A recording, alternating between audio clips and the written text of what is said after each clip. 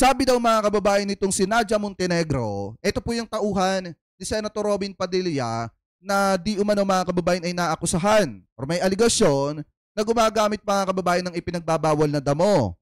So sabi dito, wait lang, tanggalin ko lang yung comment section. Yan.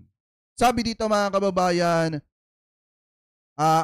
I was unfairly subjected to publicity trial, misjudgment, bashing. Kinumpirma ng opisina ni Senator Robin Padilla na nag-resign na bilang public affairs officer ang aktres na si Nadia Montenegro sa kanyang resignation letter. Maring itinanggi ni Montenegro na siyang staff na member na nahuli umanong gumagamit ng ipinagbabawal na damo sa Senate premises. Sabi pa dito mga kababayan kung titingnan nyo, masyado daw nabash. Ito daw po mga kababayan si Nadia Montenegro at masyado daw po siya mga kababayan naging subject ng publicity trial at misjudgment at mga bashing pa nga. Kaya mga kababayan yan daw po yung mga dahilan kung bakit po siya nag-resign na bilang empleyado nito pong opisina ni Senator Robin Hood Padilla. Ang tanong ngayon ng mga kababayang Pilipino po natin, alam niyo ba nung nabasa ng taong bayan to? Hindi natuwa ang mamamayan. Bakit? Ang sinasabi nga ng taong bayan, dapat lahat sumalang sa testing. Kung talagang hindi naman talaga totoo, syempre sasalang ka bago ka umalis. Tapos ang pinakamasakla pa dyan mga kababayan, kung wala naman talagang katotohanan yan, dapat talaga magkaroon ng transparent. Dapat makita ng taong bayan na, inosente naman pala yan eh. Dapat patunayan niya yung sarili niya na siya po mga kababayan ay malinis dun sa aligasyon na ibinabato po laban sa kanya. Dapat ang ginawa niya, syempre merong mandatory na testing ang Senado, pinananawagan naman po yan na lahat ng mga taga-Senate ay magpatest yung mga empleyado dyan, dapat sumalang po siya at ipinatunayan niya na negative po siya sa paggamit ng ganong klase ng ipinagbabawal na damo or ipinagbabawal na bato. Diba? Dapat ganun ang ginawa niya. Kasi anong sinasabi ng marami sa mga kababayang Pilipino po natin? Parang ang nangyari dito, sinagip lang ni Robin Padilla at hinayaan niya lang na makaalis yung kanyang empleyado dahil nga nababash na. Parang ganun lang ang nangyari dyan. Nung mainit na yung kanyang empleyado, ang ginawa niya mga kababayan, hinayaan niya na lamang umalis nang hindi man lang napapatunayan kung inosente ba siya or hindi. At yan yung malimit sabihin na mga kababayang Pilipino po natin na dapat nga pinatunayan niya muna na inosente po siya bago sana siya umalis. Para man lang kahit papaano nasabi niya sa taong bayan na malinis siya at hindi po siya related doon. So ngayon sabi dito ni Nadia Montenegro, saka quote and quote, may decision to resign should not be mistrue. Yan sabi dito mga kababayan. Misconstruct, tama ba? Ayan, sabi dito, as an admission of guilt. Ibig sabihin mga kababayan, yung pagre-resign niya, hindi daw po na nangangahulugan na siya po mga kababayan ay guilty. Ngayon, kung titingnan po natin, gaya nga po ng sabi ko sa inyo, dapat pinatunayan niya muna yung kanyang sarili bago po siya umalis. Dapat ang ginawa niya mga kababayan, nagpa-test muna siya. At nung nag-negative siya, doon siya umalis mga kababayan, at least bago siya umalis, inosente siya.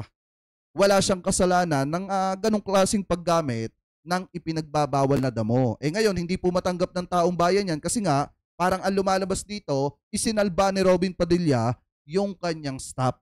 So ngayon, ituloy po natin yan dito. Baka sabihin ng iba, fake news tayo eh. I-play na po natin mga kababayan, ito daw pong random, ipinagbabawal na bato testing, isinasagawa sa mga senador at kanilang staff. Ayon po sa balita mga kababayan. So ito i-play po natin. Nagbitiw sa pwesto ang Political Affairs Officer ni Senator Robin Padilla na si Nadia Montenegro. Matatanda ang naakusahan. Sa tingin niya, bakit naalis mga kababayan kung hindi guilty?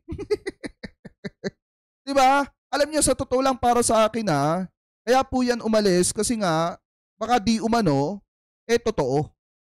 Diba? Kasi dapat bago siya umalis, nagpa-test muna siya eh. Dapat bago siya umalis, pinatunayan muna niya na hindi totoo yung inaakusa sa kanya. Kaso nga lang ang problema, kung talagang guilt mga kababayan, kung talagang guilty, ganun nga, iiskapo na lang bigla ng ganun-ganun na lang. Siya na gumamit umano ng marijuana sa CR ng Senate Building. Kasunod dito ng pagsisimula ng random drug test sa mga mambabatas at kanilang mga staff ng dahil sa issue. Para sa Update Live na magbabalita si Mobile Journal, Merymon Reyes. Merymon, ano raw yung dahilan muna ni Nadia Montenegro sa kanyang pagbibitiw?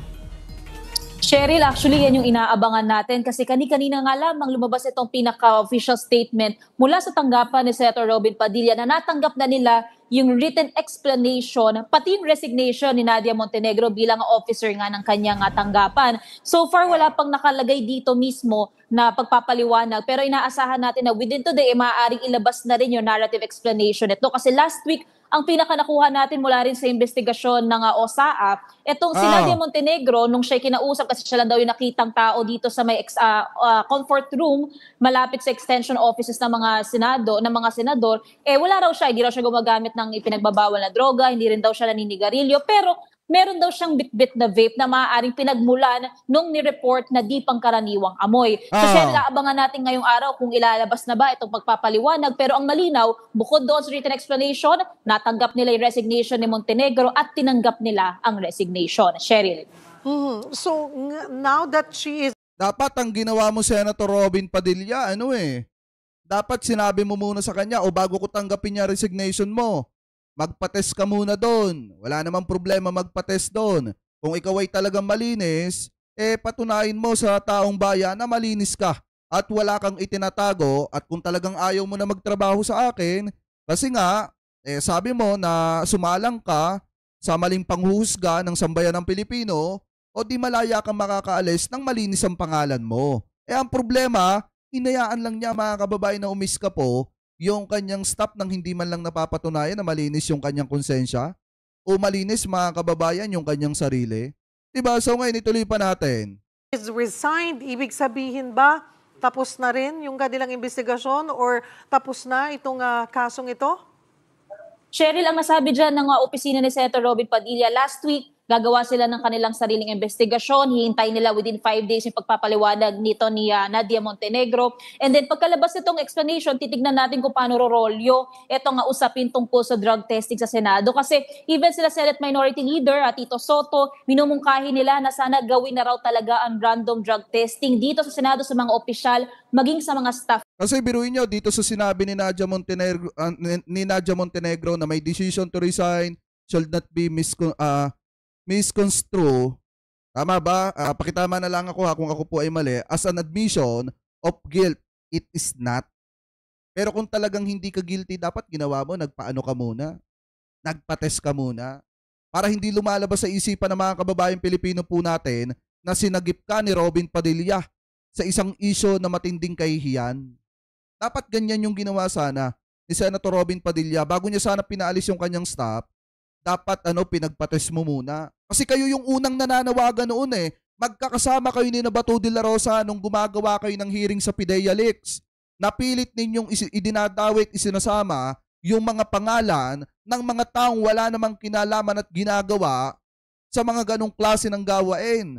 Ngayon, na bumabalik at nagbabackfire sa inyo yung ginawa nyo kay Presidente noon, ganito na agad ang gagawin nyo porkit kaalyado ninyo, hahayaan nyo na lang umalis ng ganun-ganun na lang. Tatanggapin nyo yung resignation nang hindi nalilinis yung pangalan niya. Alam nyo, sa totoo lang, hindi po natin hinuhusgahan etong si Miss Nadia Montenegro. Ang sa atin lang, kung talagang siya ay naging subject, mga kababayan, ng unfairly at subjected to publicity trial, misjudgment at mga bashing, dapat pinatunayan niya na mali yung mga accusation laban po sa kanya sa pamamagitan ng pagpapates. Diba? Ganun lang kasimple. Anyway, ituloy pa natin nila. At sinabi rin kanina ni Senator Mig Zubiri na siya mismo, inunahan na nila, nag-initiate na sila na ngayong araw siya, plus 35 na staff mula sa kanyang opisina, nag-undergo na ng random drug testing. Ang nakausap niya so far patungkol daw dito ay ang minority at ang sigurado na siya, si Senator Tito Soto, Senator Loren Legada ay magsasagawa din ng random drug testing. So inaasahan niya rin daw na magpo-follow through ang mula sa majority. Cheryl. So hindi lang random, talagang buong team ni Senator Mig Zubiri ang sumailalim sa drug test.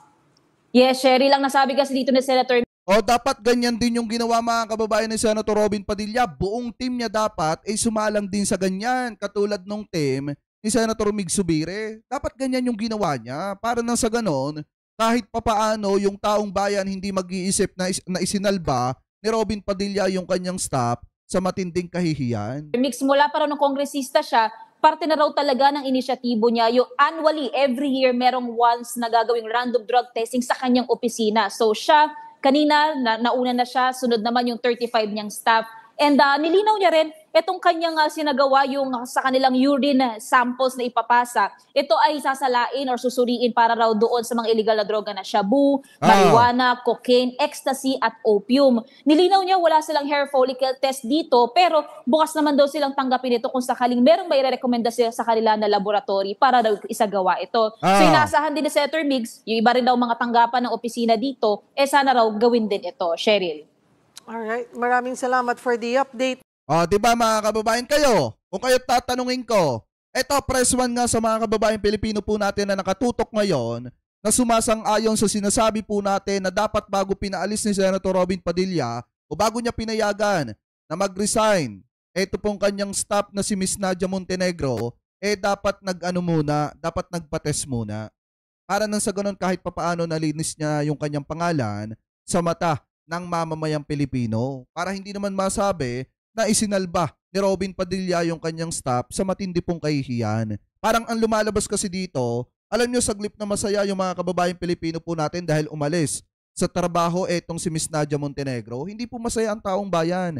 Kasi sino ba naman ang Pilipino na magiging masaya na hindi man lang napatunayan ng tao yung kanyang sarili kung siya ba ay nagkamali or hindi.